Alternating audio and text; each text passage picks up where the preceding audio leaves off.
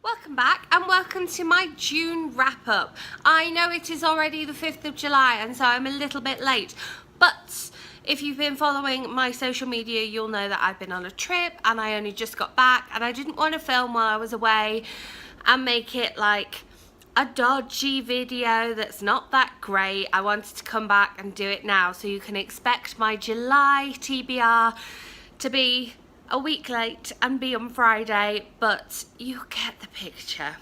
I posted my June wrap up on my blog, so if you want to go and read, I've put links to reviews and things on there, so if you want to find out more about any of the books that I've already reviewed, then you can follow the link that'll be in the description box. I will go right ahead and get started. As usual, I have broken this into physical books, ebooks and audiobooks.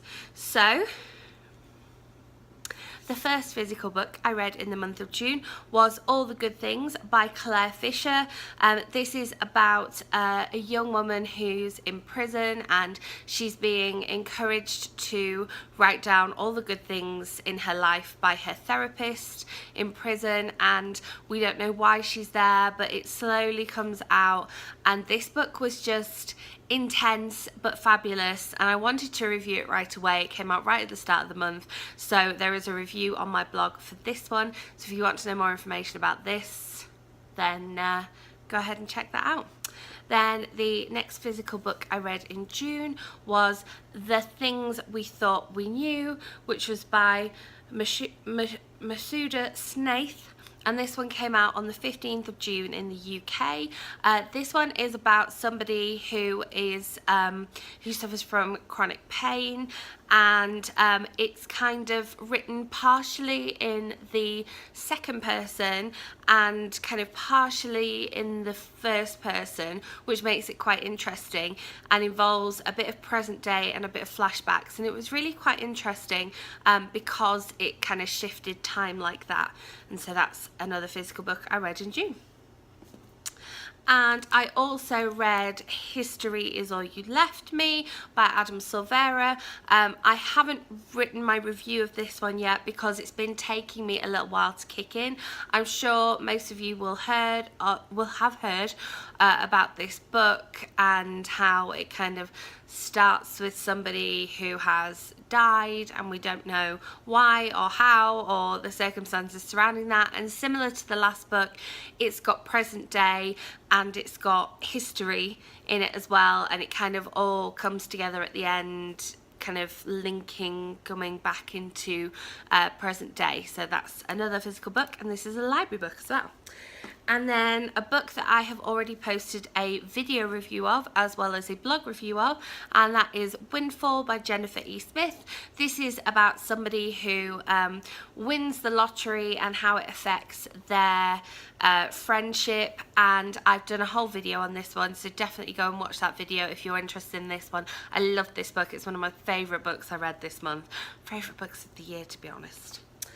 And then another physical book I read but I don't have anymore because I did a book drop while I was in New York City, and that is Hello, Goodbye and Everything in Between by Jennifer E. Smith, because I wanted to read that one since I knew that I wanted to read Windfall, and I knew I had a couple of other Jennifer E. Smiths to read, so I made it my goal to read those this month, which I did achieve. There's another one coming up, but I left this book on the High Line because it was one of the books on the Underground books, so it had the sticker already on it, so I left it there for somebody else to pick up on the High Line. Even though it's not quite underground, it's the opposite of underground, so I thought it was a cool place to drop it. Wasn't so much a fan of this book. I didn't really get into it, which is funny because I so loved Windfall and I so loved the other Jennifer E. Smith I read this month, but Hello, Goodbye and Everything in Between wasn't my favourite.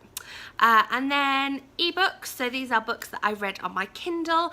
I read Not Working by Lisa Owens. I've got a full review of this one on my blog, so if you want to find out about that one, you can follow the link in the description below. Again, it wasn't my favourite book that I've read, but I did make it all the way through to the end. It was interesting, it was a bit different. And then I read the third part in the Picture House by the Sea series by Holly Hepburn, and that was Dirty Dancing. The Picture House House by the Sea. Obviously these are short installments of just over 100 pages each, so I read that all in one sitting and that was really good fun. And then another book that I read, which I am just about to review, is Hot Mess, and this one is literally about somebody whose life is quite literally a hot mess and what she's doing about it. And this was interesting because it was kind of a book in two parts, in that the first part was very much her kind of messing up, and then the second part was a bit more like, okay, it's getting serious now, what are we going to do about it? Which kind of reminded me a little bit of the very first Shopaholic book by Sophie Kinsella. I think it kind of takes a similar structure, so that was quite interesting. And then another sort of short novella that I read the final part in the Bridesmaids series by Erin Lawless. How much have you heard me talk about this book? It was amazing to read the final part, and I really want to get the whole book and sit down and read it from cover to cover. I don't know when I'm going to be able to fit it in, but I really want to read it from start to finish. I definitely want to read this one. The final part is called The One with the White Wedding, but the whole book is out later on this month, so that's very exciting. And then the other new release that I read on my Kindle was The Summer of Impossible Things by Rowan Coleman. Again, I already have a review of this one on the blog, so if you want to find out more about that one, definitely follow the link below. A new Rowan Coleman book is always such a treat, and this one was completely different to all her other books, but definitely a really good read. And the final ebook, nope, not the final ebook I read. I'm thinking, I did say I was going to be reading a lot more Kindle this month because I knew I was going to be travelling for a lot of the month of June. I read Summer at Buttercup Beach by Holly Martin. I posted a review of this on my blog on Monday, so follow the link below if you want to read that one. And then another one which I've already reviewed, which was on my blog on Friday, was Big Sexy Love by Kirsty Greenwood. Kirsty Greenwood is one of those authors, she doesn't bring a book out majorly often, but when she does, it's such a treat. She is such a hidden gem, because I don't think a lot of people are, you know, as enthusiastic about her books as I am. But if you've not read any Kirsty Greenwood, I really recommend this one. It was really, really fun to read, and most of it is set in New York, and I was in New York while I was reading it, so that was really exciting. And then moving on to audiobooks, my favourite. The first audiobook I listened to this month was The Singles Game by Lauren Weisberger.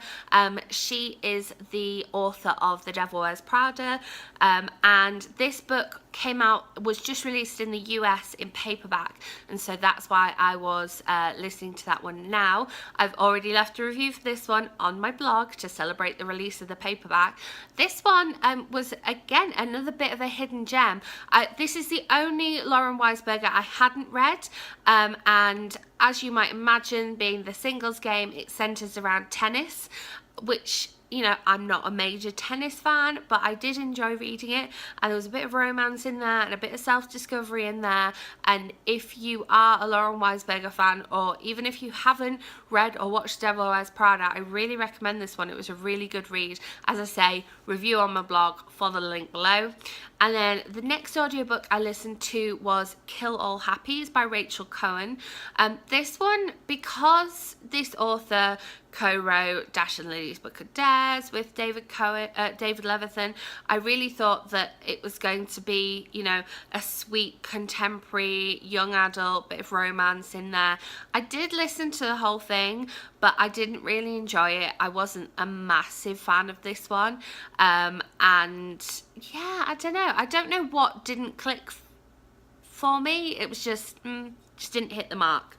And then I listened to Girling Up, which is a new book by Mayim Bialik, who is better known as either Blossom, if you're a Blossom fan like me, or Amy Farrah Fowler on The Big Bang Theory. But she has written a book which is about growing up and the emotional and the physical changes that you go through when you go through puberty, and then what how you can handle those changes and what you can do. So I think it would be definitely, I don't think I was the designed audience, but it was still interesting to listen to, and she narrates it, and so I think it was really good as an audiobook. But I think probably as a physical book it'd be quite a good one to have if you do have somebody who is that age or approaching that age, for them to read or for you to share with them, which would be quite exciting. And then I also listened to The Statistical Probability of Love at First Sight by Jennifer E. Smith. This book I really, really enjoyed, and I know a lot of people, this one is their favourite Jennifer E. Smith, and so I don't know why I didn't read it already. I've had it on my shelf for years, and it was just her new book coming out that kind of really gave me the push and the shove to read this one. So I've now read all of her books, but I so loved this one. It was so good. I think that this one I will definitely keep hold of and reread, because it is quite a short read. I mean, the physical book itself, this is a cute little hardback edition of it. The physical book itself is just over 200 pages, and the audiobook wasn't that long, so I think I will definitely dip back into this one. It takes place over just one day, and it's somebody getting a flight from America over to the UK, and sort of striking up conversation with this guy who's from the UK and what might happen there. But it's so much more than just a love story. I think it's really cool. And then the final book, audiobook, that I finished in the month of June was Let's Pretend This Never Happened by Jenny Lawson, which is the book that came before Furiously Happy by Jenny Lawson. I would say probably I enjoyed Furiously Happy slightly more than Let's Pretend This Never Happened, but I think maybe if I'd listened to them in the other order, it might have been a different story. This was very, very similar to Furiously Happy. Lots of different stories, lots of different anecdotes that come from Jenny Lawson's blog. If you don't follow her on Twitter, you definitely should, but it was very enjoyable, and it was read by Jenny Lawson again, which was even better. So those are the books that I read in the month of June. I didn't stick wholeheartedly to my TBR, but I'm glad I kind of deviated from the TBR for the books that I did. I'm sorry to the ones that I missed out on the TBR. I feel bad for them. I didn't get as much reading done kind of while I was away as I thought I was going to, but that's not a massive issue because I was having a good time. So, you know, whether you're having a good time reading or having a good time going out and doing things, it doesn't really matter. I will have my July TBR for you on Friday. As I say, all those links to reviews and things are in my blog post, which I will link below.